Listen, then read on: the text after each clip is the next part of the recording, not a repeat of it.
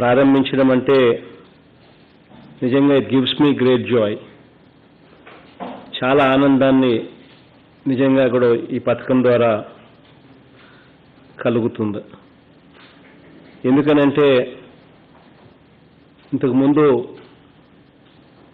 నాన్నగారి హయాంలో మొట్టమొదటిగా 2004లో ఆయన ముఖ్యమంత్రి అయిన తర్వాత అంతవరకు ఎప్పుడూ కూడా ఎవరూ కూడా చేయని విధంగా ఆలోచనలు చేశాడు.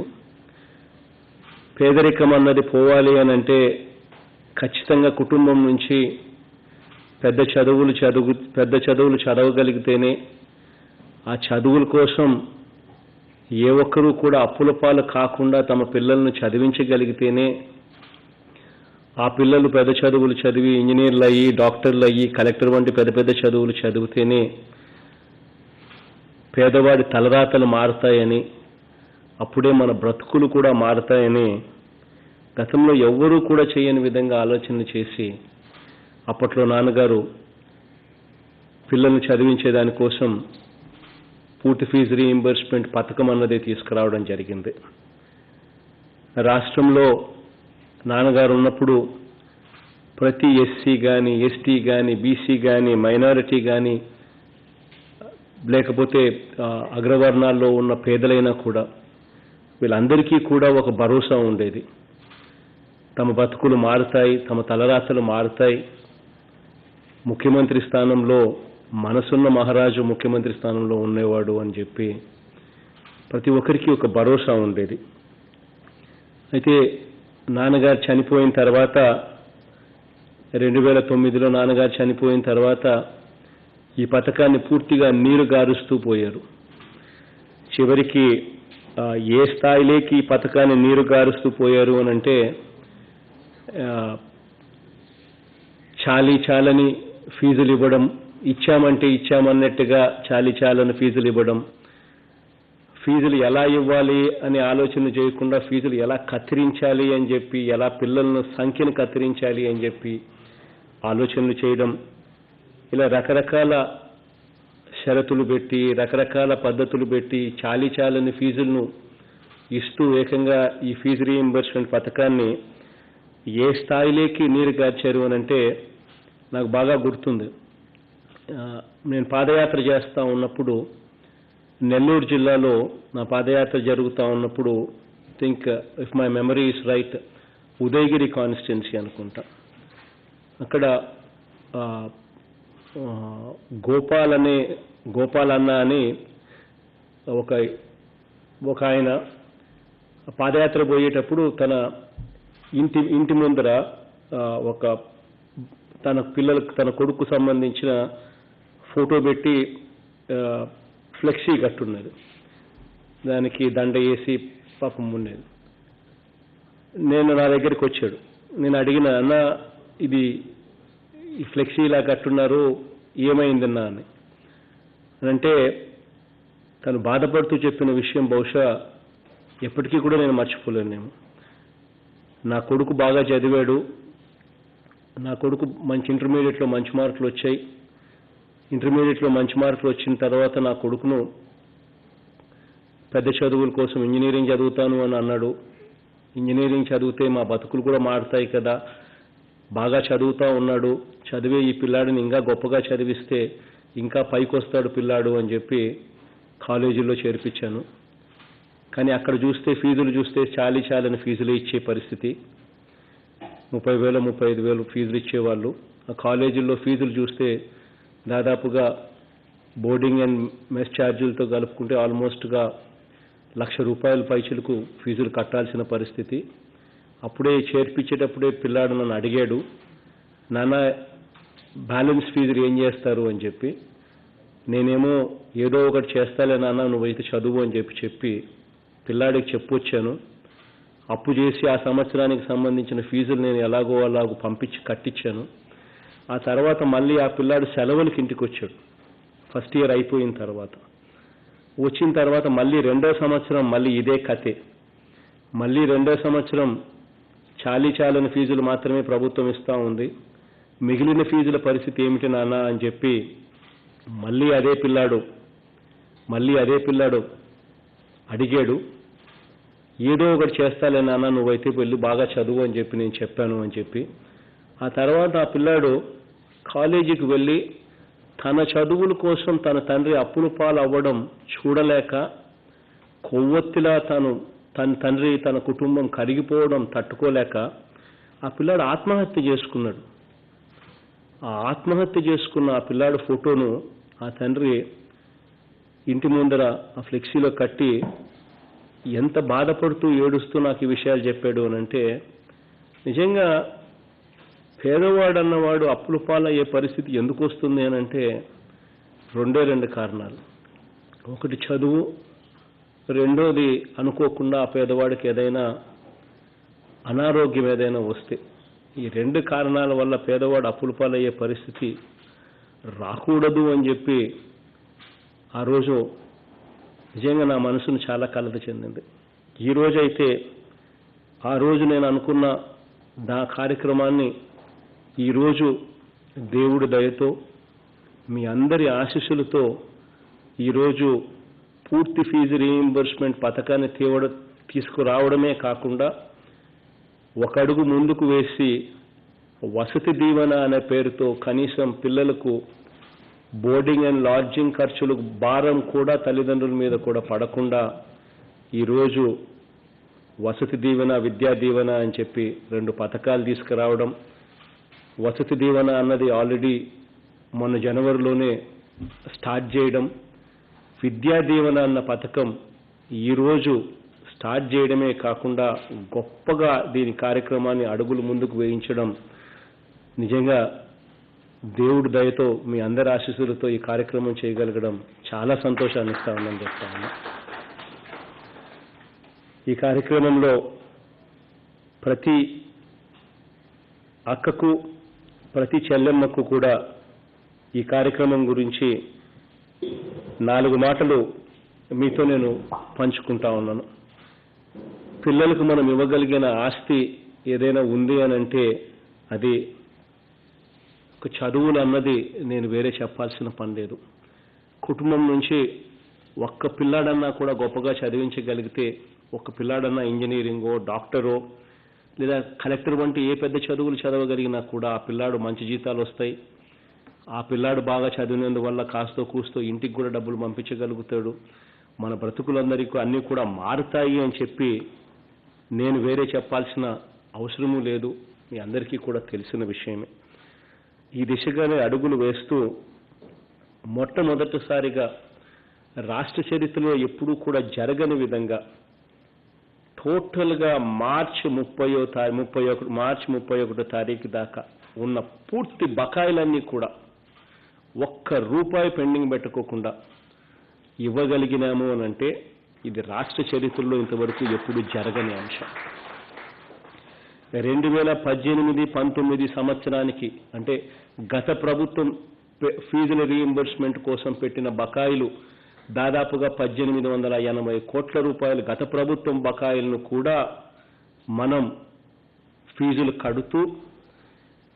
కట్టడమే కాకుండా ఈ సంవత్సరం 2019-20 సంవత్సరం అంటే మన ప్రభుత్వం అధికారంలోకి వచ్చిన తర్వాత ఏదైతే ఫీజులు ఈ 4 త్రైమాసికాలకు అంటే 4 క్వార్టర్స్కు సంబంధించిన ఫీజులు మొత్తం మార్చి 31 తారీఖు దాకా కూడా పూర్తిగా మొత్తం 4,200 కోట్ల రూపాయల పైచిలుకుగా ఈ పథకం కోసం ఖర్చు చేస్తూ ₹1 బకాయి లేకుండా పూర్తిగా కట్టగలిగాము అని చెప్పి గర్వంగా కూడా నేను చెప్తా ఉన్నా. రాష్ట్ర చరిత్రలో ఇది ఎప్పుడు జరగని విధంగా కూడా చేశాము అని చెప్పి కూడా గర్వంగా కూడా చెప్తా ఉన్నా. ఈ కార్యక్రమం ఒక అడుగు ముందుకు కూడా తీసుకొని పోతా ఉన్నాం. ఈ కార్యక్రమం పూర్తిగా ఫీజులు కాలేజీ యాజమాన్యాలకు ₹1 కూడా బకాయిలు లేకుండా పూర్తిగా చెల్లించాం కాబట్టి ఈ పథకము ఇంకా ఒక అడుగు ముందుకు తీసుకొని పోతా ఉన్నాం. ఈ పథకంలో భాగంగా నెక్స్ట్ అడ్మిషన్స్ అంటే జూన్లో ఇప్పుడు కాలేజీలు మళ్ళీ తెరుస్తారు. అప్పుడు మళ్ళీ కొత్తగా అడ్మిషన్లు చేరే వాళ్ళు చేరుతారు. పిల్లలు ఆల్రెడీ చదువుతున్న వాళ్ళు మళ్ళీ కాలేజీలకు పోవడం మొదలు పెడతారు. మళ్ళీ కొత్తగా 2020-21 సంవత్సరం మొదలవుతుంది. ఈ 2020-21 సంవత్సరం ఏదైతే మొదలవుతుందో ఆ మొదలయ్యే ఆ సంవత్సరానికి సంబంధించి టోటల్గా ప్రతి త్రైమాసికం అంటే జూన్ది ఫీజులు ఫస్ట్ త్రైమాసికం జూన్, జూలై, ఆగస్ట్, సెప్టెంబర్లో త్రైమాసికం అవుతుంది. జూన్ త్రైమాసికం ఫీజులు సెప్టెంబర్లో ఏకంగా తల్లుల ఖాతాలకే వేస్తాం. ఆ ఫీజులు తల్లులకే ఇస్తాం. అట్లా ప్రతి క్వార్టరు ప్రతి త్రైమాసికం ఫీజులు తల్లుల చేతిలోనే పెట్టే కార్యక్రమం చేస్తాం. ఆ తల్లులు ఆ ఫీజులు కాలేజీలకు వాళ్ళే వెళ్ళి కాలేజీ యాజమాన్యాలకు ఫీజులు వాళ్ళే కట్టే కార్యక్రమం చేస్తాం. ఎందుకు ఈ కార్యక్రమం చేస్తా ఉన్నామనంటే తల్లులు ఎప్పుడైతే ఫీజులు కట్టడం మొదలు పెడతారో అప్పుడు కాలేజీ యాజమాన్యాలను తల్లులు అడగగలుగుతారు. ఎందుకంటే తల్లులే ఫీజులు కడతా ఉన్నారు కాబట్టి ఆ కాలేజీల్లో ఫెసిలిటీస్ బాగలేకపోయినా, ఆ కాలేజీల్లో టీచింగ్ స్టాఫ్ కానీ బాగలేకపోయినా, ఇంకొకటైనా కానీ ఆ కాలేజీ యాజమాన్యాలను తల్లులు ప్రశ్నించగలిగే పరిస్థితి వస్తుంది.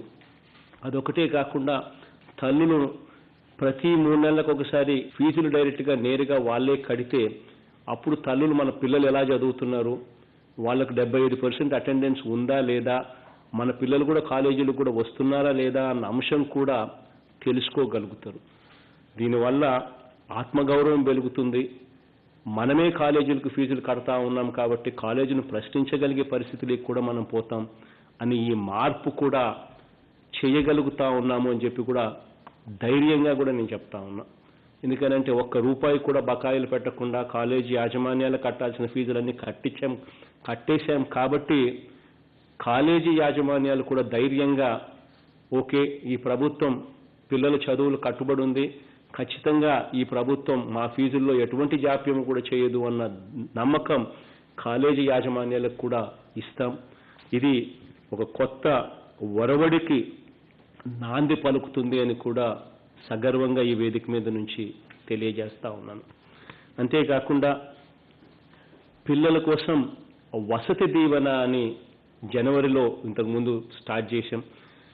సంవత్సరానికి 2 సార్లు, జనవరి, ఫిబ్రవరిలో ఒకసారి, మళ్ళీ జూలై, ఆగస్టులో మళ్ళీ రెండోసారి పిల్లలకు వసతి కోసము బోర్డింగ్ అండ్ లాడ్జింగ్ ఎక్స్పెండిచర్ కోసం సంవత్సరానికి ప్రతి పిల్లాడికి ₹20,000 అది కూడా తల్లులకే ఇస్తాం. సంవత్సరానికి 2 సార్లు ఇస్తాం. సంవత్సరానికి 2 దఫాల్లో ఒక్కొక్క దఫా ₹10,000 చొప్పున జనవరి, ఫిబ్రవరిలో ఒక 10,000 ఇప్పటికే ఇవ్వడం జరిగింది. మళ్ళీ జూలై, ఆగస్టులో మరో 10,000 తల్లులకు మళ్ళీ వాళ్ళ ఖాతాలో కూడా వసతి దీవెన కూడా ఇవ్వడం కూడా జరుగుతుంది. ఈ వసతి దీవెన, ఈ విద్యా దీవెన, ఈ రెండింటి వల్ల ఏ తల్లి కూడా తమ పిల్లల్ని చదివించుకునే దానికోసం అప్పుల పాలు కాకుండా ఏమాత్రం కష్టపడకుండా తమ పిల్లలను గొప్పగా చదివించగలుగుతామని సంపూర్ణ నమ్మకం, విశ్వాసంతో ఈ గొప్ప కార్యక్రమానికి కరోనా కష్టాలు ఎన్నున్నా కూడా ఈ కార్యక్రమానికి శ్రీకారం చుడతా ఉన్నానని చెప్పి కూడా తెలియజేస్తా ఉన్నాను ప్రతి తల్లికి కూడా.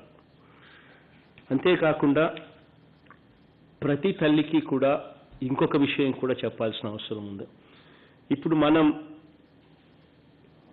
గడిచిన సంవత్సరాలలో అడ్మిషన్ తీసుకున్న వారికే కాకుండా పై తరగతులు చదువుతున్న విద్యార్థులకు కూడా పూర్తి ఫీజు రీయింబర్స్మెంట్ పథకాన్ని మన ప్రభుత్వం ఈ సంవత్సరం నుంచి అమలు చేస్తా ఉన్నాం. కాబట్టి 2019-20 సంవత్సరంలో, అంటే లాస్ట్ ఇయర్ 2019-20 సంవత్సరంలో ఏదైనా కాలేజీకి ఎంతైనా కానీ ఫీజు లేదా స్పెషల్ ఫీజు, కాలేజీలకు కూడా చెప్తాం, ఫీజులు అనేటివి ఒకటే ఫీజులే, ఇంకా ఫీజులు స్పెషల్ ఫీజులు అని రకరకాలుగా తీసుకునేదానికి కూడా ఇంకా వీలు ఉండదు.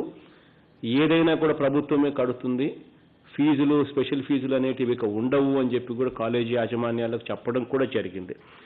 ఈ 19-20 సంవత్సరంలో, అంటే లాస్ట్ ఇయర్, ఈ సంవత్సరం మనం అధికారంలోకి వచ్చిన ఈ సంవత్సరంలో వాళ్ళ పిల్లల కోసం ఏదైనా ఫీజులు కన్నా ఒకవేళ కట్టి ఉంటే, కాలేజీ యాజమాన్యాలు కన్నా ఏదైనా ఆ ఫీజులు తల్లుల దగ్గర నుంచి, ఆ పిల్లల దగ్గర నుంచి కానీ తీసుకోవడం కానీ జరిగి ఉంటే, ఇప్పుడు కాలేజీ యాజమాన్యాలకు మనం పూర్తి ఫీజులు చెల్లిస్తున్నాం కాబట్టి రూపాయి కూడా బకాయి లేదే కాబట్టి ఆ కాలేజీ యాజమాన్యాలు తల్లులకు ఫీజులు వెనక్కి ఇవ్వాలి. ఎందుకనంటే ఒకవేళ ఫీజులు కట్టి ఉంటే, తీసుకొని ఉంటే ఆ కాలేజీ యాజమాన్యాలకు, తల్లులకు ఇద్దరికీ కూడా ఈ మేరకు లేఖలు కూడా రాశాము. బహుశా గ్రామ వాలంటీర్లు మీ దగ్గరికి వచ్చి ఈ లేఖలు కూడా రేపు మన్నాడులో మీకు ఆ లేఖలు కూడా అందుతాయి. కాలేజీ యాజమాన్యాలకు చెప్పడం జరిగింది, తల్లులకు చెప్పడం జరిగింది. ఒకవేళ తల్లుల దగ్గర నుంచి కాలేజీ యాజమాన్యాలు ఏమన్నా ఫీజులు కనుక ఒకవేళ తీసుకుని ఉండింటే మన ప్రభుత్వం ఆ ఫీజులు చెల్లించింది కాబట్టి ఆ ఫీజులు తిరిగి తల్లులకు వెనక్కి ఇవ్వాలి అని చెప్పి కాలేజీ యాజమాన్యాలకు చెప్పడం జరిగింది. ఒకవేళ ఏదైనా బై ఛాన్స్ ఒకవేళ కాలేజీ యాజమాన్యాలు ఏదైనా అలా చెయ్యని పరిస్థితి ఏదైనా ఉంటే ఆ లెటర్లోనే మీకు రాసిన లేఖలోనే, తల్లులకు రాసిన లేఖలోనే ఒక నెంబర్ కూడా 1902 అనే నెంబర్ కూడా రాశాము. ఆ నెంబర్కు ఫోన్ చేస్తే, ఏ తల్లైనా కూడా ఆ నెంబర్కు ఫోన్ చేస్తే వెంటనే ప్రభుత్వమే స్పందించి కాలేజ్ యాజమాన్యాలతో మాట్లాడి ఆ డబ్బులు వచ్చేట్టుగా కూడా ఖచ్చితంగా రాబట్టి ఇచ్చే కార్యక్రమం కూడా ప్రభుత్వం కూడా చేస్తుంది అని కూడా తల్లులకు కూడా తెలియజేస్తా ఉన్నాను. ఇదొకటే కాకుండా తల్లులు నెక్స్ట్ ఇయర్ నుంచి, అంటే 2020-21 సంవత్సరం నుంచి నెక్స్ట్ ఇయర్ నుంచి ప్రతి 3 నెలలకు ఒకసారి ప్రభుత్వం ఫీజులు తల్లులకు ఇస్తుంది. తల్లులు వెళ్ళి కాలేజీ యాజమాన్యాలకు ఫీజులు కడతారే కాబట్టి అక్కడికి వెళ్ళినప్పుడు ఆ తల్లులు ఆ కాలేజీలు చూసినప్పుడు, ఆ కాలేజీలో వసతులు, ఆ కాలేజీలో ఫెసిలిటీస్ గురించి, టీచింగ్ స్టాఫ్ గురించి ఎక్కడైనా ఇంప్రూవ్మెంట్ సరిగ్గా లేదు, ఈ కాలేజీల్లో ఫెసిలిటీస్ సరిగ్గా లేవు అని తల్లికి అనిపిస్తే, ఆ ఫెసిలిటీస్ బాగుపరచాలి అని చెప్పి కనుక తల్లికి కనుక అనిపిస్తే ఆ తల్లి అదే 1902 అనే నెంబర్కు ఎప్పుడు కూడా తల్లి గుర్తుపెట్టుకోమని అడుగుతా ఉన్నా. ఆ నెంబర్ ఎప్పటికీ కూడా యాక్టివేషన్లోనే ఉంటుంది. పోయినప్పుడు కూడా మీకు ఏదైనా కాలేజీలు ఇంకా బాగుపరచాలి, ఫెసిలిటీస్ సరిగ్గా లేవు కాలేజీలో అని చెప్పి అనిపిస్తే ఆ 1902 నెంబర్కి ఆ తల్లి ఫోన్ చేసి చెప్పొచ్చు. అది హైయర్ ఎడ్యుకేషన్లో ఆ కాల్ సెంటర్ నేరుగా కూడా పెట్టడం జరుగుతూ ఉంది విత్ సీఎం ఆఫీస్ సూపర్వైజన్. కాబట్టి వెంటనే కాలేజీ యాజమాన్యాలకు అటువంటి ఫెసిలిటీస్ ఏదైనా లోపించినా, టీచింగ్ స్టాఫ్ సరిగ్గా లేకపోయినా, టీచర్లు సరిగ్గా లేకపోయినా కూడా తల్లులు కంప్లైంట్ చేసిన వెంటనే ప్రభుత్వం వెంటనే యాక్టివేట్ అవుతుంది. కాలేజీల్లో మళ్ళీ ఆ పరిస్థితులు ఇంప్రూవ్ చేసే విధంగా కూడా అడుగులు వేస్తాం. సో దానివల్ల కాలేజీలో పరిస్థితులు, వ్యవస్థ బాగుపడుతుంది, తల్లులకు మోర్ అకౌంటబిలిటీ వస్తుంది, తల్లులు ఫీజులు కట్టే విషయంలో ఏమాత్రం కూడా ఇబ్బంది పడకుండా పిల్లలను గొప్పగా చదివించుకునే పరిస్థితులు కూడా వస్తాయని కూడా తెలియజేస్తూ, మీ పిల్లలను గొప్పగా మీరు చదివించండి. అన్ని రకాలుగా ఒక అన్నగా, ఒక తమ్ముడిగా, మీ కుటుంబ సభ్యుడిగా ప్రతి తల్లికి నేను చెప్తున్నా, ఈరోజు మీ బిడ్డ ఈ స్థానంలో ఉన్నాడు, మీ అన్న, మీ తమ్ముడు ఈ స్థానంలో ఉన్నాడు, అన్ని రకాలుగా మీ పిల్లల దగ్గరుండి నేను చదివిస్తాను అని చెప్పి హామీ ఇస్తా ఉన్నాను.